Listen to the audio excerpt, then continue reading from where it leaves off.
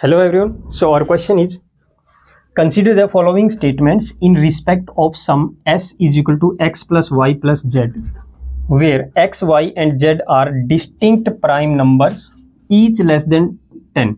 So statements are, the unit digit of s can be 0, the unit digit of s can be 9, the unit digit of s can be 5. Which of the statements given above are correct. So student ये जो 3 statement given है इनमें से बताना हमें कि क्या correct है. सो स्टूडेंट ये क्वेश्चन यूपीएससी सीसेट 2024 का पीवाईक्यू है. क्वेश्चन में क्या गिवन है, आपको एक इक्वेशन गिवन है s is equal to X plus Y plus Z, और यहाँ पे x, y और z जो है वो आपके प्राइम नंबर्स है और डिस्टिंक्ट है. डिस्टिंक्ट मतलब सभी डिफरेंट नंबर्स हैं, और ये जो सभी नंबर्स है वो 10 से छोटे हैं. तो पहली बात तो ये देखो कि वो प्राइम नंबर्स जो लेस देन 10 होंगे, 10 से जो छोटे प्राइम नंबर होंगे वो क्या क्या हो सकते हैं. देखो 10 से छोटे प्राइम नंबर 2, 3, 5 और 7 यही हो सकते हैं. तो कहने का मतलब ये है कि x, y और z इनकी जो वैल्यूज है वो इन्हीं में से होगी. 2 हो सकती है, x की वैल्यू जो है वो 2, 3, 4, 5 और 7 में से कुछ भी हो सकती है. इसी तरह से y और z की वैल्यू भी इन्हीं में से होगी.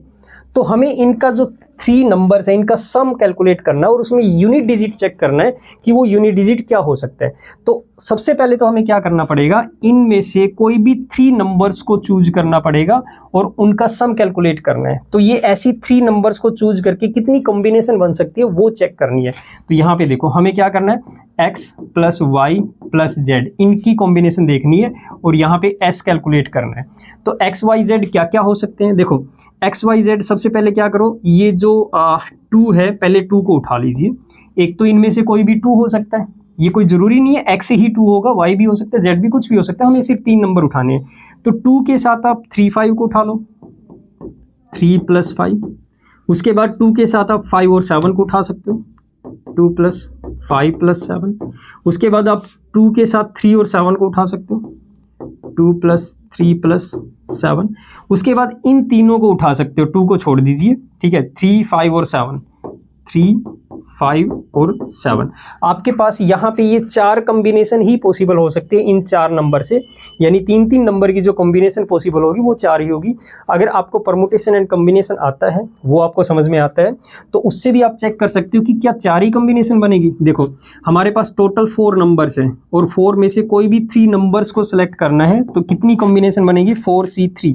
और आप इसको कन्वर्ट भी कर सकते हो 4C1 में, और इसकी जो वैल्यू होती है 4C3 या 4C1, इसकी वैल्यू क्या होती है 4/1, यानी कि 4 ही होती है ये वैल्यू. ठीक है. तो इसका मतलब ये हुआ कि यहाँ पे 4 कॉम्बिनेशन बनेगी. देखो हमने 4 कॉम्बिनेशन बना दी डिफरेंट. तो ये पॉसिबल कॉम्बिनेशन बन सकती है. तो इनका सम क्या क्या होगा वो चेक कर लीजिए और उसकी यूनिट डिजिट चेक करते हैं. तो 2, 3 और 5 का सम जो होगा वो आ जाएगा आपका 10, 2, 5 और 7 14, 2, 3 और 7 12, 3, 5 और 7 15. तो ये वैल्यूज हो सकती है s की, मतलब ये सम हो सकते हैं. तो इनमें सम में यूनिट डिजिट देखो 0 हो सकता है, 4 हो सकता है, 2 हो सकता है, 5 हो सकता है. तो आपका जो स्टेटमेंट में गिवन है वो 0 गिवन है, ये हो सकती है, ये स्टेटमेंट आपकी करेक्ट है.